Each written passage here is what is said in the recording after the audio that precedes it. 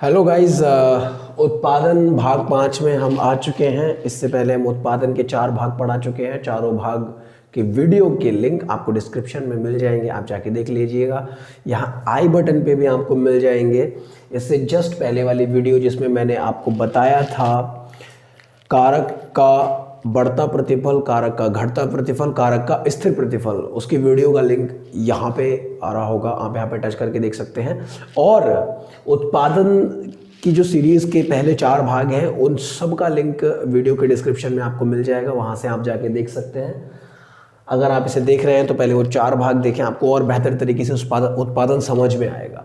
आज हम पढ़ने वाले हैं परिवर्ती अनुपात का नियम। जैसे कि मैंने आपको पहले ही बताया था कि परिवर्ती अनुपात का नियम क्या होता है। परिवर्तित अनुपात का नियम जो होता है वो अल्पकाल के अंतर्गत इसका अध्ययन किया जाता है। ठीक है, जब अल्पकाल यानी कि उत्पादक के पास कम समय रहता है, ज़्यादा समय नहीं रहता, कम समय रहता है, कम समय में उसको कुछ बड़ा करना होता है, तब उसके पास क्या होता है कि कम समय होता है और कम समय में उसको ज़्यादा प्रोडक्शन करना होता है, तब वो किसी एक कारक में परिवर्तन कर सकता है। और वो कारक क्या होता है? श्रम।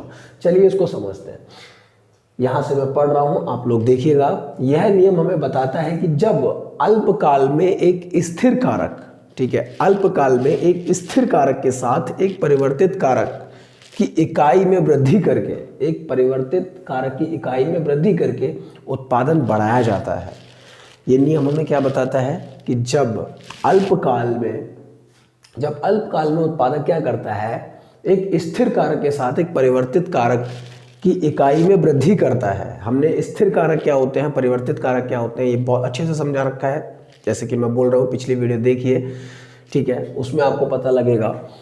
तो क्या है कि जब वो क्या करता है, उत्पादक एक स्थिर कारक के साथ एक परिवर्तित कारक की इकाई में परिवर्तन करता है या वृद्धि करता है और प्रोडक्शन को बढ़ाता है, तब उसमें 3 अवस्थाएं निकलकर सामने आती हैं। 3 अवस्थाएं, ठीक है। पहली अवस्था यहाँ से शुरू होती है, ठीक है, आप इसको देखिएगा। पहली अवस्था यहाँ से शुरू होती है।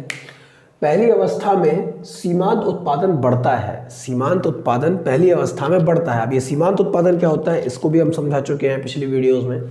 तो पहली अवस्था में सीमांत उत्पादन बढ़ता है, ठीक है, जिसके कारण कुल उत्पादन जो होता है वो बढ़ती दर से बढ़ता है। ठीक है, अगर आपको यहाँ समझ नहीं आ रहा तो तालिका के जरिए से मैं अभी समझाऊंगा तो आपको समझ में आ जाएगा। फिलहाल इसको पढ़ लीजिए। जिसके कारण कुल उत्पादन बढ़ती दर से बढ़ता है, बढ़ती दर से बढ़ता है। इसको हम क्या बोलते हैं? कारक का बढ़ता प्रतिफल। कारक का बढ़ता प्रतिफल हम इसको बोलते हैं। दूसरी अवस्था में क्या होता है? दूसरी अवस्था में सीमांत उत्पादन घटता है। दूसरी अवस्था में सीमांत उत्पादन जो होता है वो घट जाता है, जिसके कारण क्या होता है, कुल उत्पादन घटती दर से बढ़ता है। बढ़ता है लेकिन घटती दर से बढ़ता है, यानी कि कम बढ़ता है। ठीक है, उस लेवल पे नहीं बढ़ता जैसे कि यहाँ बढ़ रहा था। तो कुल उत्पादन घटती दर से बढ़ता है। कब? जब दूसरी अवस्था होती है। दूसरी अवस्था में सीमांत उत्पादन घटता है, जिसके कारण कुल उत्पादन घटती दर से बढ़ता है। इसको हम क्या बोलते हैं? इसको हम कारक का घटता प्रतिफल बोलते हैं। इस अवस्था को कारक का घटता प्रतिफल बोलते हैं। ठीक है। तीसरी अवस्था में सीमांत उत्पादन ऋणात्मक हो जाता है या फिर शून्य हो जाता है। ठीक है, जिसके कारण कुल उत्पादन भी शून्य हो जाता है या फिर ऋणात्मक हो जाता है, हम कह सकते हैं, ऋणात्मक में भी चला जाता है। इसको हम कारक का स्थिर प्रतिफल कहते हैं। कारक का ऋणात्मक प्रतिफल भी इसके आगे आता है। अगर आपको यहाँ से समझ नहीं आया तो चलिए तालिका के माध्यम से मैं आपको समझाने का प्रयास करता हूँ। हमने यहाँ पे एक स्थिर कारक ले लिया और वो स्थिर कारक हमने ले ली भूमि। ठीक है, भूमि। उसके बाद हमने एक परिवर्तित कारक ले लिया। परिवर्तित कारक क्या हो सकता है? परिवर्तित कारक हो सकता है श्रम, यानी कि लेबर। ठीक है, अब हम यहाँ पे ले लेंगे कुल उत्पादन। कुल उत्पादन हमने यहाँ ले लिया तीसरे कॉलम में, और चौथे कॉलम में हम ले लेंगे सीमांत उत्पादन। ठीक है, चौथे कॉलम में हमने सीमांत उत्पादन ले लिया। अब ये तो वो कारक है जो भूमि एक ऐसा कारक है जिसमें परिवर्तन नहीं हो सकता है। पहली अवस्था में भूमि का एक ही इकाई रहेगी और श्रम की एक इकाई हमने यहाँ पे लगा दी पहली अवस्था में। कुल उत्पादन निकल कर आया 2।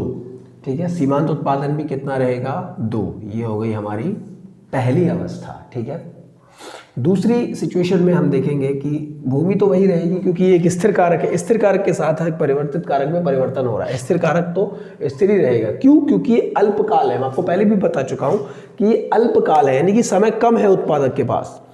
मैंने आपको एग्जाम्पल के जरिए से बताया था पिछली वीडियो में कि एक मिठाई की दुकान है और उसके पास दिवाली के लिए किसी कंपनी से ऑर्डर आ जाता है कि मुझे 10,000 डब्बे चाहिए 1-1 किलो के, जल्दी से मुझे तैयार करके दो दिवाली तक, ठीक है। और दिवाली से 2 दिन पहले उसके पास ऑर्डर आता है, तो क्या वो अपनी भूमि को बढ़ा सकता है? अपनी दुकान की भूमि को नहीं बढ़ा सकता। वो क्या करेगा? अपने श्रम में परिवर्तन कर सकता है, लेबर बढ़ा सकता है, काम करने वाले बंदों को बढ़ा सकता है, ठीक है, हलवाइयों की संख्या को बढ़ा सकता है। तो वहीं पे श्रम में परिवर्तन हो सकता है। क्योंकि अल्पकाल है इसीलिए भूमि में परिवर्तन नहीं हो सकता। समय कम है, अल्प यानी कि कम, आधा, और काल यानी कि समय, तो समय कम है इसीलिए भूमि में परिवर्तन नहीं हो सकता। अब हमने क्या किया? हमने यहाँ पे लेबर लगा दी 2, एक बंदा हमने यहाँ पे बढ़ा दिया। अब कुल उत्पादन हो गया 5, कुल उत्पादन 5 हो गया, ठीक है। तो सीमांत उत्पादन कितना रहेगा? मैंने आपको पहले ही बताया था पिछली वीडियो में कुल उत्पादन और सीमांत उत्पादन क्या होता है। इनके इसके देखिए, एक अतिरिक्त इकाई का प्रयोग करके जो कुल उत्पादन में वृद्धि होगी, एक अतिरिक्त इकाई का प्रयोग करके, यहाँ पे श्रम 1 था, हमने 2 कर दिया, एक अतिरिक्त इकाई का प्रयोग किया तो यहाँ पे कुल उत्पादन में वृद्धि हो गई। वृद्धि जो हुई कुल उत्पादन में, जितनी वृद्धि हुई उसी को हम सीमांत उत्पादन कहेंगे, मार्जिनल प्रोडक्शन कहेंगे। तो मार्जिनल प्रोडक्शन कितना आया? 3, ठीक है। अब उसके बाद श्रम तो वही रहेगा, इस भूमि तो वही रहेगी, इसमें कोई परिवर्तन नहीं हो सकता। अब हम देखेंगे कि यहाँ पे हमने 3 बंदे काम पे लगा दिए, ठीक है। 3 बंदे जब हमने काम पे लगाए तो कुल उत्पादन बढ़कर हो गया 9, कुल उत्पादन बढ़कर 9 हो गया, और सीमांत उत्पादन बढ़कर हो गया 4, ठीक है। अब आप इस अवस्था को देखिए कि ये पहली अवस्था है, हमने इसको पहली अवस्था मान लिया, ठीक है। यहाँ पे हम देखें, यहाँ पे हम पढ़ें, यहाँ पे क्या लिखा है? तो पहली अवस्था में सीमांत उत्पादन बढ़ता है। पहली अवस्था में सीमांत उत्पादन देखिए बढ़ रहा है, 2, 3, 4 बढ़ता चला गया, ठीक है, 2, 3, 4 बढ़ता चला गया। सीमांत उत्पादन बढ़ता है जिसके कारण कुल उत्पादन बढ़ती दर से बढ़ता है।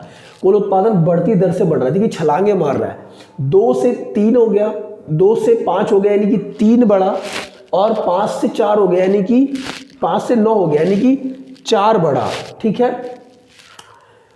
4, यहाँ पे एक बंदे ने 2 मिठाई के डब्बे पैक किए थे और 2 बंदों ने 5 मिठाई के डब्बे पैक किए, 3 बंदों ने 9 मिठाई के डब्बे पैक किए, ठीक है। तो देखिए यहाँ पे बढ़ती दर से बढ़ रहा है, ठीक है। 2 से 5 3 का डिफरेंस आया और 5 से 9 4 का डिफरेंस आया। जो डिफरेंस आएगा वही सीमांत उत्पादन है, ठीक है। अब उसके बाद हमने एक बंदे को और लगा दिया काम पे, ठीक है। श्रम तो वही रहेगा, ठीक है, श्रम में कोई परिवर्तन नहीं हो सकता। हमने एक बंदे को और लगा दिया मिठाई के डब्बे पैक करने पे। अब कुल उत्पादन हुआ 12, अब कुल उत्पादन 12 हो गया, ठीक है। तो 9 और 12 के बीच में कितना फर्क आया? 3 का, तो सीमांत उत्पादन 3 हो गया। अब आप देखिए इसको जरा, अब आप इसको जरा समझिए कि पहली अवस्था में सीमांत उत्पादन बढ़ता है जिसके कारण कुल उत्पादन बढ़ती दर से बढ़ता है। देखिए सीमांत उत्पादन बढ़ रहा है, ये आप देखिए, इस चीज को आप देखिए जरा।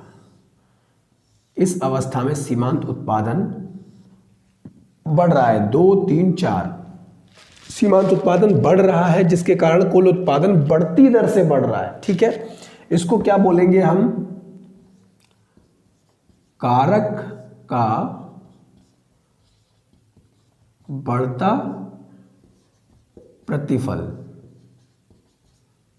यह है कारक का बढ़ता प्रतिफल। कारक का बढ़ता प्रतिफल क्या है? जब सीमांत उत्पादन बढ़ता है और कुल उत्पादन बढ़ती दर से बढ़ता है तो उसे कारक का बढ़ता प्रतिफल कहते हैं। अब देखिए हमने क्या किया, भूमि वही रहेगी, हमने एक बंदा और लगा दिया, ठीक है, 5 मैन पावर हमने लगा दी, ठीक है। कुल उत्पादन हुआ 14। अब यहाँ पे सीमांत उत्पादन कितना आएगा आप सब समझ चुके हैं। अब सीमांत उत्पादन आएगा 2। अब आप देखिए कि सीमांत उत्पादन घट रहा है, सीमांत उत्पादन घटता चला जा रहा है, ठीक है।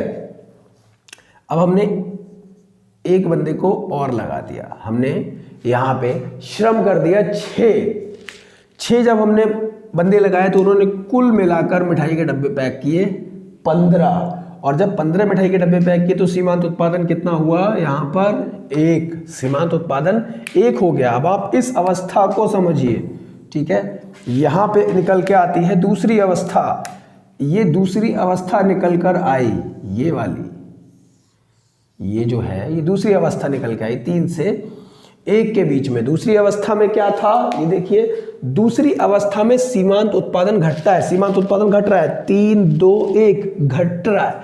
दूसरी अवस्था में सीमांत उत्पादन घटता है, जिसके कारण कुल उत्पादन घटती दर से बढ़ता है। देखिए कुल उत्पादन बढ़ रहा है, जब सीमांत उत्पादन घट रहा है तो कुल उत्पादन बढ़ रहा है, लेकिन घटती दर से बढ़ रहा है।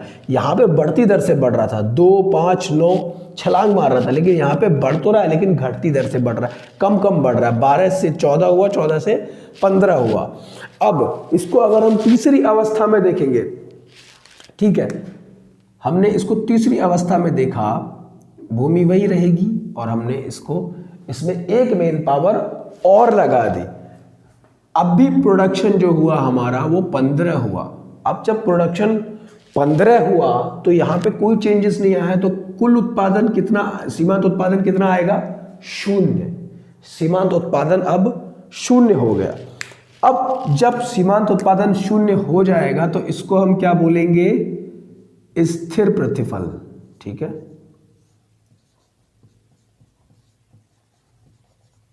ये हो गया कारक का स्थिर प्रतिफल, जो रुक गया, एक जगह रुक गया। ये क्या था, घटता प्रतिफल।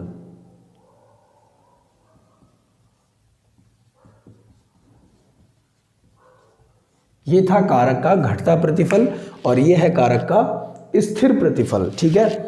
होप कि आप लोगों को समझ में आएगा। अब यहां पे हम अगर 1 मेन पावर को और लगाएंगे, 1 मेन पावर हम यहाँ पे और लगा दें, 8 कर दें, तो कुल उत्पादन घट गया, 14 रह गया। यहाँ पे जो सीमांत उत्पादन है वो कहाँ पहुँच गया, जो सीमांत उत्पादन हमारा हुआ वो क्या हुआ, -1, माइनस में चला गया। इसको हम क्या बोलेंगे, कारक का ऋणात्मक प्रतिफल, ठीक है। इस अवस्था को हम कारक का ऋणात्मक प्रतिफल बोल सकते हैं, ठीक है। तीनों अवस्थाएं आपने देख ली, तीनों अवस्थाएं मैंने पिछली वीडियो को बताया था कि मैं डिटेल से बताऊंगा कि कारक का घटता प्रतिफल, कारक का बढ़ता प्रतिफल और कारक का स्थिर प्रतिफल क्या होता है। इसको मैंने चार्ट के जरिए भी आपको समझा दिया, सारणी के जरिए। होप कि आप लोगों को समझ में आया होगा। अगर समझ में नहीं आया तो कमेंट करके मुझे बताइएगा, मैं पूरी कोशिश करूँगा कि आपके सारे डाउट्स मैं क्लियर करूँ, ठीक है। और इसके बाद अब हम दीर्घकाल में उत्पादन को पढ़ेंगे। दीर्घकाल उत्पादन फलन की जब लंबा समय होता है किसी व्यक्ति के पास, तो उस वक्त पैमाने का प्रतिफल काम करता है। यहाँ पे कारक का प्रतिफल काम कर रहा है, वहाँ पैमाने का प्रतिफल काम करेगा। अब पैमाने का प्रतिफल क्या होता है, इसके बारे में मैं आपको बहुत जल्दी वीडियो आ जाएगी। पैमाने के प्रतिफल यानी कि दीर्घकाल उत्पादन फलन के बारे में बहुत जल्दी वीडियो आ जाएगी, जो कि उत्पादन भाग 6 में हम पहुँच जाएंगे। और एक रिक्वेस्ट आप लोगों से मैं करूंगा कि अगर आपने अभी तक चैनल को सब्सक्राइब नहीं किया तो प्लीज़ सब्सक्राइब कर लें चैनल को और बेल आइकन को प्रेस कर लें, ठीक है। और जितना भी अपडेट्स हैं आपको मिलती रहेंगी, जो भी अपडेट्स हैं बैक टू बैक वीडियोस आती रहेंगी। और होप गाइस कि आप लोग इसके नोट्स बना लेंगे। कोई भी डाउट हो आप कमेंट करिए, मुझे बताइए। आपको जिस पे भी वीडियो चाहिए, जिस टॉपिक पे भी वीडियो चाहिए, आप कमेंट करिए, मुझे बताइए। मैं स्पेशली उस टॉपिक पे वीडियो बनाऊँगा आपके लिए, अपलोड करूँगा आपके लिए वो वीडियो। बस आप ऐसे ही समर्थन देते रहिए, ऐसे ही प्यार देते रहिए, कमेंट करते रहिए, लाइक करते रहिए वीडियो को। अगली वीडियो में मिलते हैं। Till then